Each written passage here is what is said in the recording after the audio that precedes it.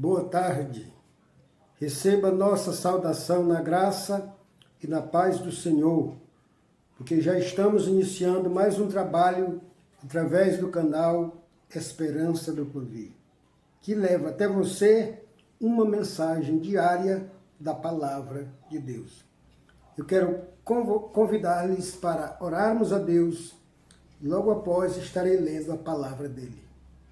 Oremos.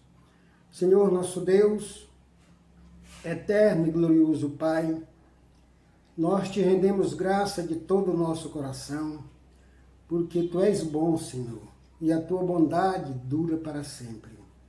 E a Tua bondade está a serviço daqueles que creem em Ti e confiam. E nós, ó Pai Celestial, assumimos este compromisso de crer e confiar quando publicamente aceitamos a Jesus como Senhor e Salvador. Por isso aqui estamos com direitos que graciosamente nos são dados ao dar este passo, que é o direito de filho. Pois Tu diz, veio para o que era seus e os seus não o receberam, mas a todos que o receberam, deu-lhes o direito de serem feitos filhos de Deus, a saber, os que creem no Seu nome. Que o Senhor nos abençoe em nome de Jesus. Amém. Eu quero convidar a todos para lermos o capítulo 11 de Hebreus, para lermos alguns versículos. O capítulo todo fala de fé, mas nós vamos ler apenas alguns versículos. Versículo 1. Ora, a fé é a certeza de coisas que se esperam, a convicção de fatos que se não veem. Pois pela fé os antigos obtiveram bom testemunho. Pela fé entendemos que foi o universo formado pela palavra de Deus, de maneira que o visível veio a existir das coisas que não aparecem. Versículo 4. Pela fé, Abel ofereceu a Deus mais excelente sacrifício do que Caim, pelo qual obteve testemunho de ser justo, tendo a aprovação de Deus quanto às suas ofertas. Por meio dela, também, mesmo depois de morto, ainda fala. Verso 5. Pela fé, Enoque foi trasladado para não ver a morte.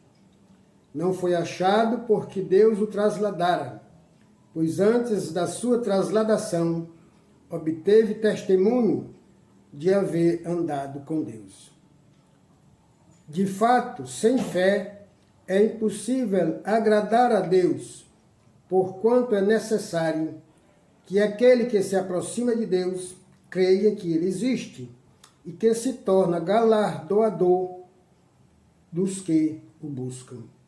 Que o Senhor queira nos abençoar com a leitura da sua palavra. Amém. A fé é um atributo de uma sílaba só. Mas o que vemos é que a fé é um atributo valorizado por Deus, que tudo que Deus fez, usou a fé. Ele diz aqui no texto que nós lemos que o mundo foi criado com a presença da fé. O texto diz que pela fé o universo foi formado pela palavra de Deus. E vai dizendo, vai mostrando quantos acontecimentos agradáveis e maravilhosos aconteceram como consequência da fé, como fruto da fé. E me chama a atenção para a obra salvadora realizada por Cristo Jesus.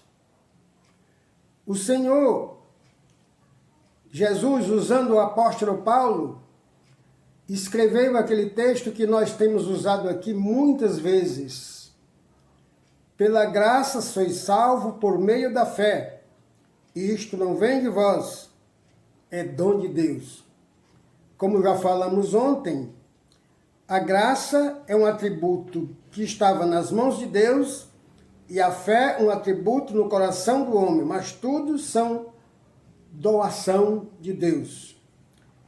Vou repetir o versículo para entendermos isso. Pela graça sois salvos por meio da fé. Isto não vem de vós, é dom de Deus. É dom de Deus. Pela fé, o homem foi salvo, e pela fé, nós pregamos o Evangelho para que essa salvação se estenda a todas as pessoas. E aqui nós lemos um versículo, o último versículo do texto que nós lemos, que é o versículo 6, do capítulo 11 de Hebreus, onde ele diz que sem fé é impossível agradar a Deus. Costumo dizer que conhecendo a fé como eu conheço, acreditando nela como acredito, eu sinto-me à vontade para dizer que a fé nos faz ir além daquilo que cremos, nos coloca à frente do tempo e acima das dificuldades. Talvez você pergunte, ou você peça, pastor, explique isso. O que significa ir além daquilo que cremos? Significa recebermos mais do que pedimos e possuirmos mais do que precisamos.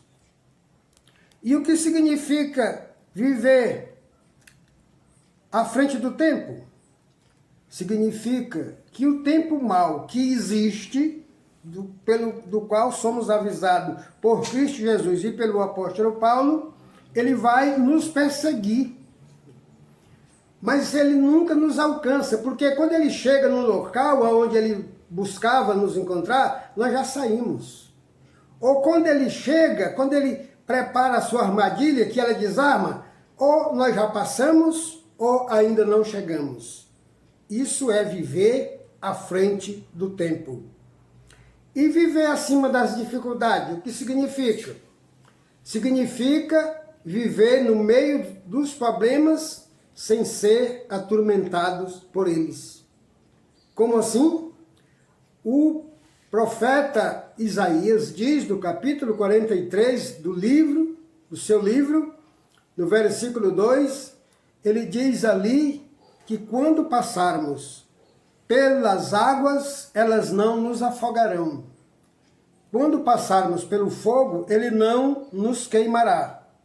Isso é viver no meio de problema sem ser atingido por ele. Então, isso significa viver acima das dificuldades. É disso que o apóstolo Paulo fala no capítulo 3 de Efésios, no versículo 20, quando ele diz que Deus é poderoso para nos dar tudo que nós precisamos, além daquilo que pedimos ou pensamos. Ele nos dá tudo que nós precisamos, além daquilo que pedimos ou pensamos. E também o apóstolo João mostra a fé como uma arma que destrói as coisas que nos perseguem. No capítulo 5 do seu livro, no versículo 4, ele diz que a fé é a vitória que vence o mundo. A fé é tudo isso e muito mais. Olhe o que eu aprendi com um pastor de Belém do Pará. Nós nos encontramos na convenção em Brasília e lá ele pregou e disse uma coisa que me encantou muito. E essa coisa é acerca da fé. Ele disse: a fé nos faz ver o invisível, a fé nos faz ouvir o inaudível, a fé nos faz crer no incrível e a fé nos faz realizar o impossível.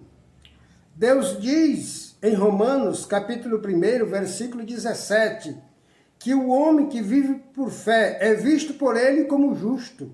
É aquele texto que nós já usamos aqui muitas vezes. O meu justo viverá por fé.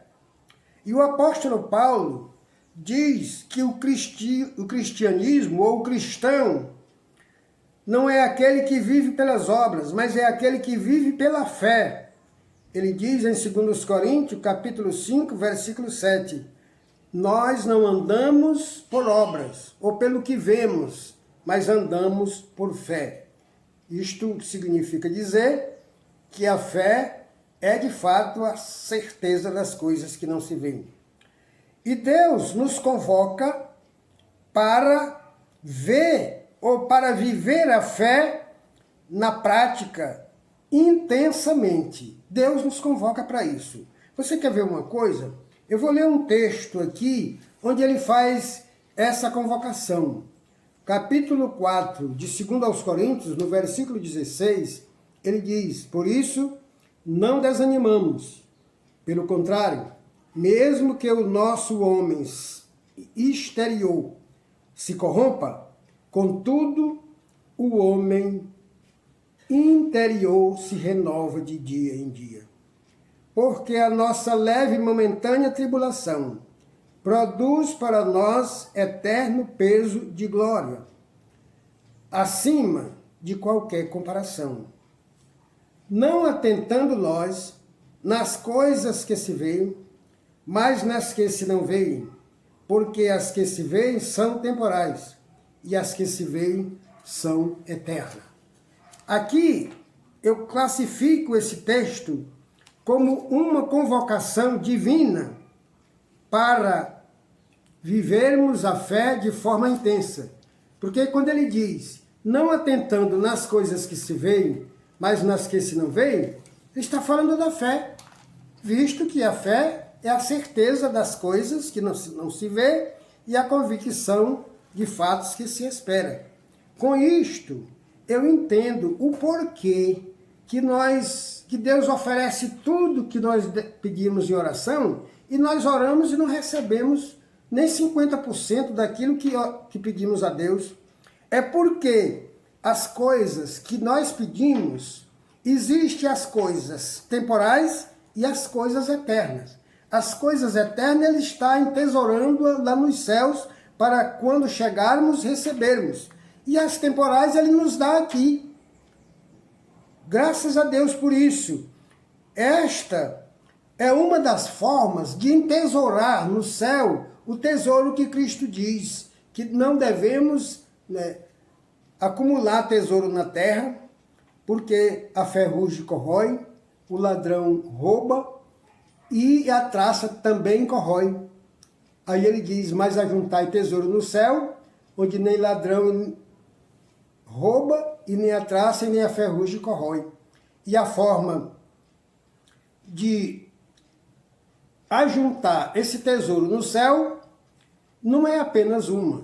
Nós temos no capítulo 18 de Lucas, no versículo 22, Jesus Cristo falando para aquele jovem, dizendo, vai, vende tudo que tu tens e terás, e dá aos pobres. Vende tudo que tu tens e dá aos pobres e terás um tesouro no céu. Aí vem e segue-me, porque para ir ao tesouro ele precisava seguir a Jesus, que levaria-o ao céu. Mas essa também é uma forma de acumularmos tesouro. Aquilo que pedimos aqui e não recebemos é entesourado lá. Eu falo isso porque eu acredito. Eu estou fundamentado em crença. Eu não tenho nenhuma informação a esse respeito, mas eu tenho a crença que o Senhor está acumulando essas bênçãos na eternidade, para quando chegarmos lá, recebermos. Será que não é aquilo que o apóstolo Paulo diz no capítulo 3 de Filipenses, no versículo 13, quando ele diz que devemos esquecer das coisas que para trás ficam e avançar para as que diante de nós estão, prosseguir para o alvo, para o prêmio da soberana vocação de Deus em Cristo Jesus. Então esse tesouro, essas bênçãos que ele está acumulando nos céus, é o prêmio que nos aguarda. Por que não? Eu acredito. E você acredita? Pois bem, se você não acredita, corre o risco de ser decepcionado. Mas quem acredita não corre, porque nunca ninguém acreditou em Deus para ser decepcionado. Que o Senhor nos abençoe nesta tarde. Amém.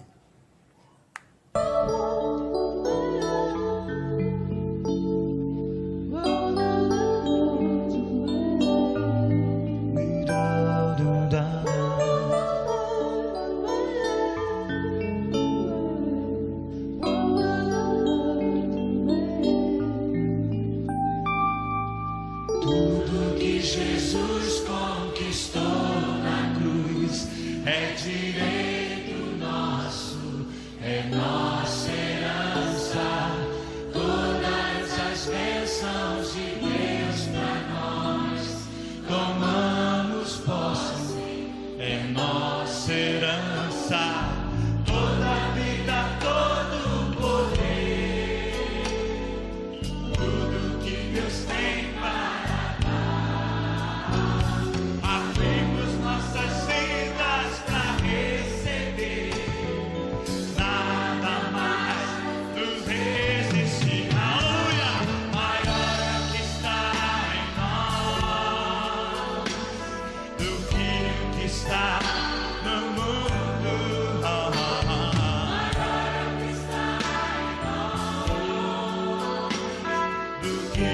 Está no mundo maior, bem maior,